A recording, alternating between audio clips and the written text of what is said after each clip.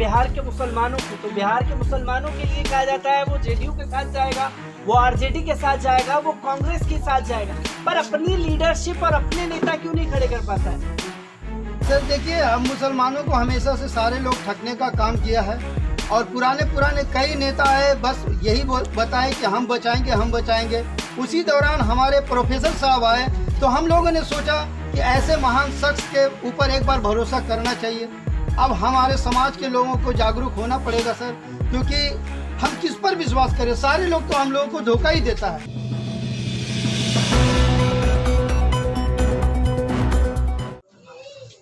पल न्यूज से मैं हूं आपके साथ नदीम अकरम। 71 विधानसभा सीटों पर 28 अक्टूबर को मतदान डाले जाएंगे, पर इस मतदान के पहले ही बड़े बड़े खेल अब सामने आने लगे हैं। जी हां, एक ऐसा ही बड़ा खेल झाझा विधानसभा सीट से लोगों के सामने आया है, जहां पढ़े लिखे एक उम्मीदवार जो कि प्रोफेसर भी हैं, तमाम राजनीतिक पैठ में अपनी पकड़ भी रखते हैं, केदार कुमार मंडल जी। केदार कुमार मंडल जी का एक साजिश के तहत उनका नामांकन रद्द करवा दिया गया है। इसी को लेकर के लोगों में एक काफ़ी गुस्सा देखने को मिल रहा है और लोगों से जानेंगे कि उनकी इस पर क्या प्रतिक्रिया है। कैसे देखते हैं आप इन चीज़ों को कि एक पढ़े लिखे प्रोफेसर का नामांकन जो है वो साजिश के तहत रद्द करवा दिया जाता है? देखिए सर, झाझा विधानसभा हमेशा से पिछड़ा था और जब डॉक्टर साहब हमारे गांव में आए और अपनी कारनामा के बारे में बताए तो लॉकडाउन की स्थिति में आई थी हमारे गांव में, और उन्होंने ये बताए थे कि आज झाझा इतना पिछड़ा है, मुझे एक बार मौका दिया जाए और मौका जब देंगे तो हम पढ़े लिखे लोग हैं, आपका झाझा विधानसभा में भी काम आएंगे, पटना में भी काम आएंगे, दिल्ली में भी काम आएंगे। और वैसी स्थिति में जब लोग घर से बाहर नहीं निकल पा रहे थे, उस ज़माने में, उस समय में हम लोगों का गांव आके और काफ़ी सहयोग किए थे, लोगों में हिम्मत दिए थे। आज हम लोग को बहुत दुख है कि ऐसे पढ़े लिखे लोगों को राजनीतिक पता नहीं किस हिसाब से सजाया जा रहा है कि पढ़े लिखे लोगों के पास सही सत्ता शासन नहीं मिल पाता है और बड़े बड़े लोग क्या करामत करते हैं। इस बात से हम लोग को बहुत नाराज़गी है सर, क्योंकि हम लोग भी बदलाव चाह रहे थे। यहाँ हमारे जैसा कि बता रहे थे प्रोफेसर साहब कि मैं लालू जी के पास भी गया था, वहाँ भी किसी कारणवश मुझे टिकट नहीं मिल पाई।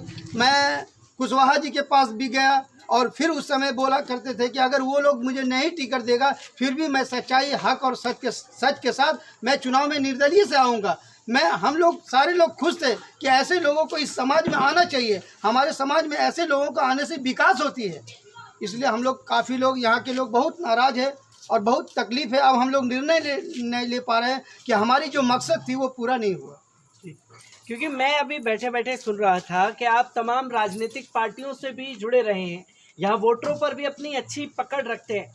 मैं आपका नाम भी जानना चाहूँगा और क्या कारण है जो, क्योंकि अगर बात की जाए बिहार के मुसलमानों की, तो बिहार के मुसलमानों के लिए कहा जाता है वो जेडीयू के साथ जाएगा, वो आरजेडी के साथ जाएगा, वो कांग्रेस के साथ जाएगा, पर अपनी लीडरशिप और अपने नेता क्यों नहीं खड़े कर पाता है?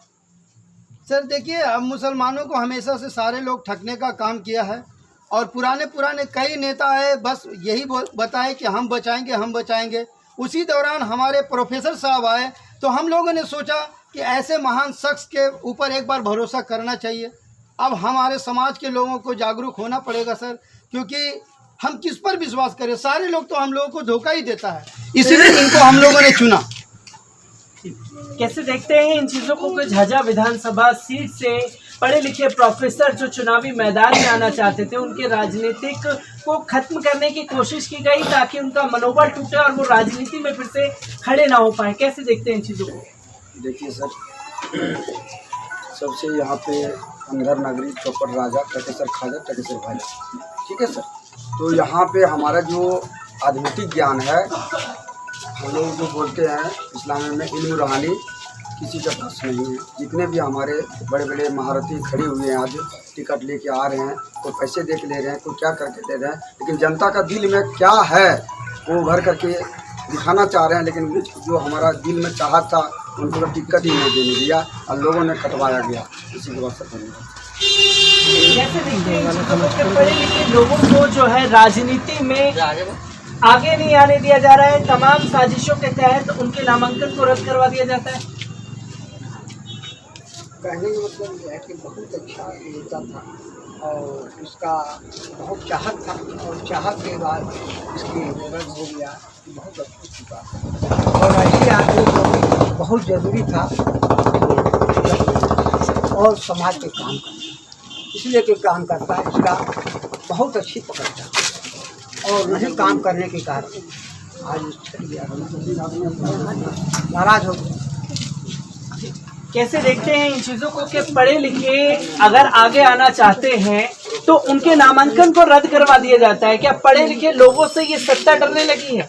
इसलिए इससे डरने लगा जब बराबर पहले चूहा तैयार होता था, हमारे घर शेर जब खड़ा हुआ है, ये 2 पैर वाला को तो बराबर हम लोग सपोर्ट किए हैं, और जब 4 पैर वाला आया तो इससे उसको समझ में आ गया राजनीति अब कैसा होगा।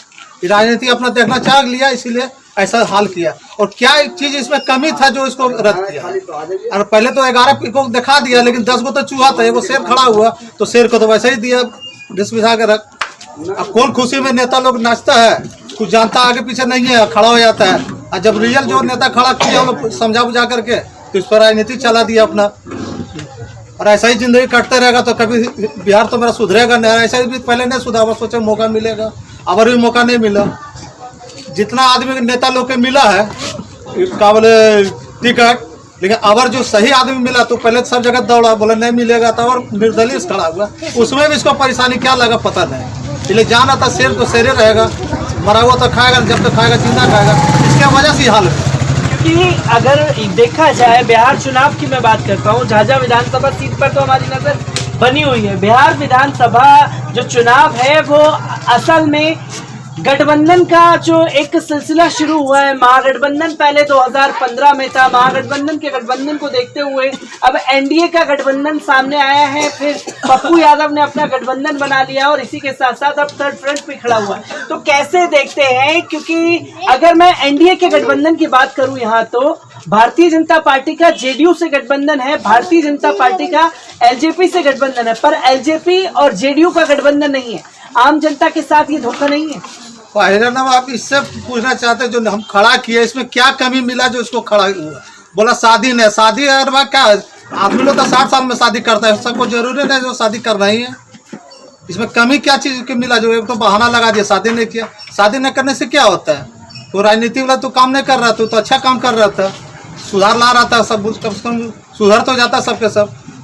आई तो बोल रहा वो टिकट पैसा से हमको नहीं लेना है, हमको तो जब भी लेंगे तो फाइनल लेंगे, इसलिए हमको टिकट से अगर लेना चाहेंगे तो पहले अपना बिल्डिंग बनाएंगे, इसके बाद पब्लिक का बनाएंगे। लेकिन पब्लिक का बना के क्या करेंगे? जब पैसा से हम लेंगे तो टिकट तो पब्लिक का बनाएंगे, पहले एक घर बेचेंगे तो 4 घर खरीदेंगे। इसके वजह से बोला हम 1 रुपया नहीं देंगे, निर्दलीय खड़ा होंगे, लेकिन हम पैसा नहीं देंगे। लेकिन आवर समझ गया जब इसमें ऐसा बात है तो आवर जीते ही जाएगा, इसी की वजह से हाल होगा। निर्दलीय उम्मीदवार जो खड़े होना चाह रहे थे उनको रोक दिया गया। ये सीधे सीधे लोकतंत्र की हत्या नहीं है कि अगर कल को एक उम्मीदवार खड़ा होकर के आगे आना चाहेगा तो उसको ऐसे ही रोक दिया जाएगा? सर देखिए, अभी जिस समय जो माहौल बना हुआ है, मुझे तो बचपन में याद आ रहा था कि राजतंत्र का मतलब को क्या होता है कि जिसका बाप राजा उसी का बेटा राजा। आज यही तो हाल हो रहा है। मेरा 33 साल उम्र है, मैं यही चीज देख रहा हूँ कि जिसका बाप उसी का बेटा, जिसका बाप उसी का बेटा।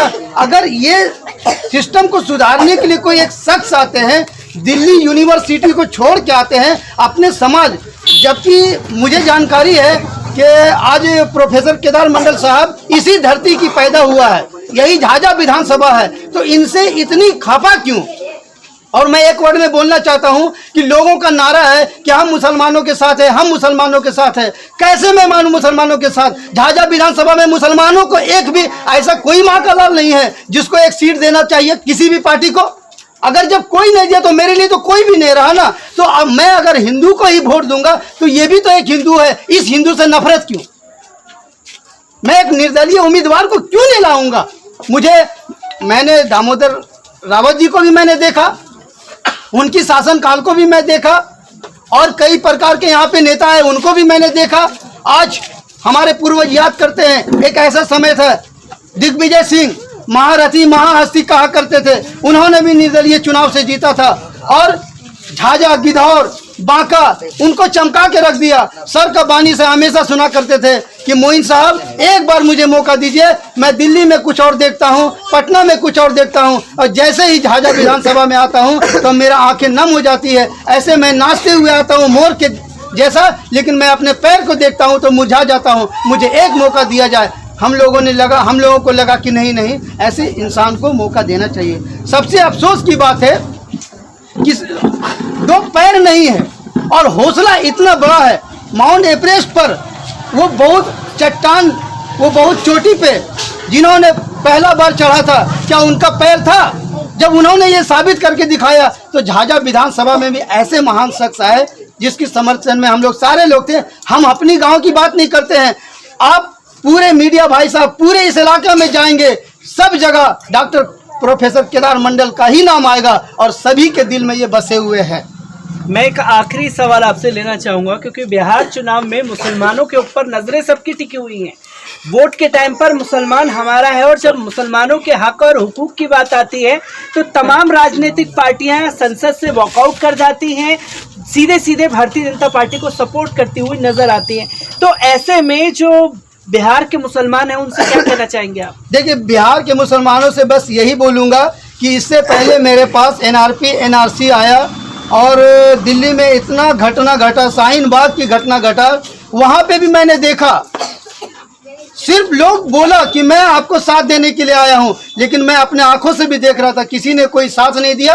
अपने वजूद पर मुसलमानों ने लड़ाई किया और सच और हक की लड़ाई किया। अब अल्लाह का बहुत बड़ा करामत हुआ कि ऐसे समय में अगर वो थका रहे थे तो अल्लाह ने एक ऐसा अजाब पैदा किया, कोरोना जैसा महामारी अजाब पैदा कर दिया। मैं तो यही कहूँगा, मैं मुसलमान हूँ, मैं ईमान रखता हूँ कि खुदा के वजह से ही हम लोगों ने बचा है, मुझे बचाने वाला कोई भी नहीं।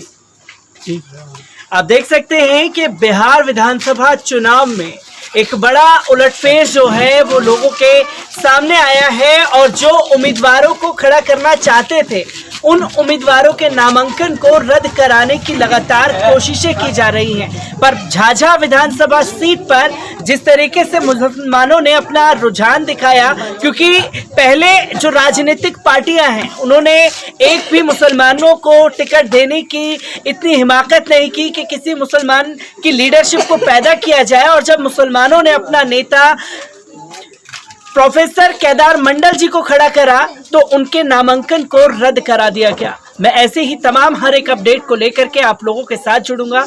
दीजिए इजाजत, शुक्रिया।